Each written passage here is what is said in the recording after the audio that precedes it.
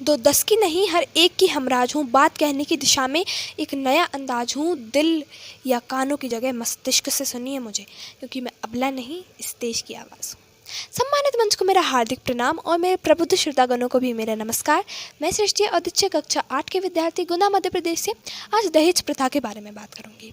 सबसे पहले तो सरल शब्दों में इस कुप्रथा के बारे में जानना जरूरी है। मूल रूप से शादी के दौरान दूल्हे के परिवार को दिए गए नकदी, आभूषण, फर्नीचर, संपत्ति और अन्य कीमती वस्तुओं आदि की इस प्रणाली को दहेज कहा जाता है। ये हमारे समाज के लिए एक अभिशाप है। न जाने ये कुप्रथा अब तक कितने लोगों की जान ले चुकी है। वैसे तो हमारे समाज में कई बुराइयां प्रचलित हैं, लेकिन हमारे समाज में जो कुप्रथा सबसे घृणित, त्याज्य एवं शर्मनाक है वह है ये दहेज प्रथा। ये कुप्रथा घुन की तरह हमारे भारतीय समाज को खोखला करती चली आ रही है।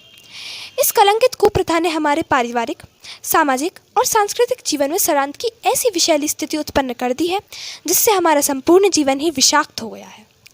ये प्रथा नारी जीवन की अस्मिता पर एक प्रश्न चिन्ह भी खड़ा करती है। इसके चलते नारी जीवन त्रस्त हो चुका है। इसने नारी जीवन और सामाजिक व्यवस्था को पूरा तहस नहस करके रख दिया है। ये एक विचित्र विडंबना है कि एक ही कोख से पुत्र और पुत्री का जन्म होता है, परंतु पुत्री के जन्म पर जहाँ परिवार के चेहरे पर उदासीनता की काली घटा छाने लगती है, वहीं पुत्र के जन्म लेने पर फूलों की थालियां बजती। पुत्र को परिवार का वरदान और कुलदीपक कहा जाता है, भले ही आगे जाकर वह कुपुत्र क्यों न बन जाए, लेकिन पुत्री को अभिशाप और चिंता का कारण कहा जाता है। जन्म से ही माँ अपनी पुत्री को पराया धन कहना शुरू कर देती है, जिससे कि पुत्री दबी और सहमी हुई नजर आती है और वही पुत्र उभरा और चमकता हुआ। आपको बताते चलें कि इसका कारण भी दहेज प्रथा ही है। ऐसा माना जाता है कि एक पुत्री का पिता होना कष्टदायी होता है, क्योंकि उसे पाल पोस कर बड़ा करने के बाद अपने जीवन में खून पसीने से कमाई हुई संपत्ति उसके विवाह में चली जाती है, और वहीं पुत्र का पिता होना हर्ष का कारण होता है, क्योंकि उसके कारण संपत्ति आती है। अब भी ना जाने घरों में विवाहिताओं पर कितने घरेलू अत्याचार होते हैं, क्योंकि उस विवाहिता के पिता उसके ससुराल वालों को उनके संतोष के हिसाब का दहेज देने में असमर्थ रहे। इसी दिखावे के कारण ना जाने कितने पुत्री के पिताओं को अपनी पगड़ी उतारकर कर्ज में डूबना पड़ता है।